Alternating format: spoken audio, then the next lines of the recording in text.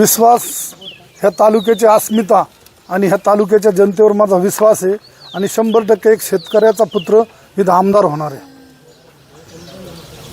आपण जर पाहिलं तर जे प्रजाता तनपुरे जे आहेत त्यांनी अजून कोणाला पाठिंबा दिला नाही अधिकृत, ते काही समजलं नाही।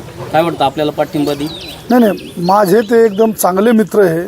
100% ते जे काय करतील ते माझ्या भल्यासाठीच करतील। त्यांनी निवडणुकीतून माघार घेतली आणि मतदानाच्या आदल्या दिवशी त्यांना ईडीनं क्लीन चिट दिली।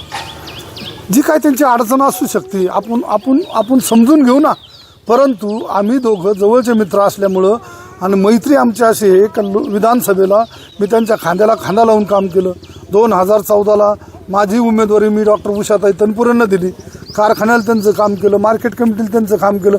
4-5 निवडणुका मी सातत्याने त्यांच्यासाठी लढलो, जीवाचं रान केलं आणि मग एक निवडणूक त्यांनी माझ्यासाठी केली पाहिजे, त्यांच्या कार्यकर्त्यांनी केली पाहिजे आणि 100% ह्या निवडणुकीत त्यांनी मला मदत केली पाहिजे। तुम्ही महाविकास आघाडीचे घटक असताना देखील का तुम्हाला अपक्ष उमेदवारी करावी? अपक्ष उमेदवारी मी याला मानतच नाही। मी तालुक्याची अस्मिता मानतो, मी तालुक्याच्या अस्मितेसाठी ही निवडणूक लढतो। मी याच्यात पक्ष वगैरे कुठलाही विषय नाही। माझा तालुका शेवटी काय आहे, काही जर संकट आलं तर पहिलं आपण आपलं कुटुंब पाहतो, मग माझा तालुका हे माझं कुटुंब आहे आणि संकट आलो म्हणून मी उभा राहिलो आणि तालुका आज माझ्याबरोबर ठामपणे उभा आहे। आता मतदार राजा कोणत्या विश्वासावर आता आपल्याला मतदान करणार? मी काय नवीन उमेदवार नाही, गेले 32 वर्ष मी जनतेच्या सेवेत आहे। अनेक आंदोलनाच्या माध्यमातून मी अनेक लोकांचे प्रश्न सोडवलेले। मी काय मुंबई पुण्याहून आलो आणि अचानक इथं उभं राहिलो। मला ह्या गावातील, ह्या तालुक्यातील, ह्या जिल्ह्यातील घर ना घर, खडा ना खडा मला ओळखतो।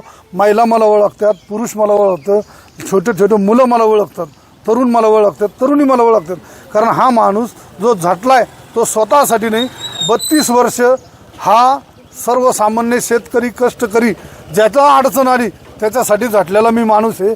मी अचानक काही निवडणुकीत उतरलो नाही, मी 32 वर्ष कष्ट केले आणि आज मला ही निवडणूक लढवायची नव्हती। दादानी माघार घेतली म्हणून नानाला पुढे यावं लागलं, कारण दादा जरी थांबले तर नाना थांबू शकत नाही। कारण माझा तालुका हा मला थांबवायचा नव्हता, माझ्या तालुक्याची अस्मिता मला थांबवायची नव्हती, म्हणून ही निवडणूक मी करतोय।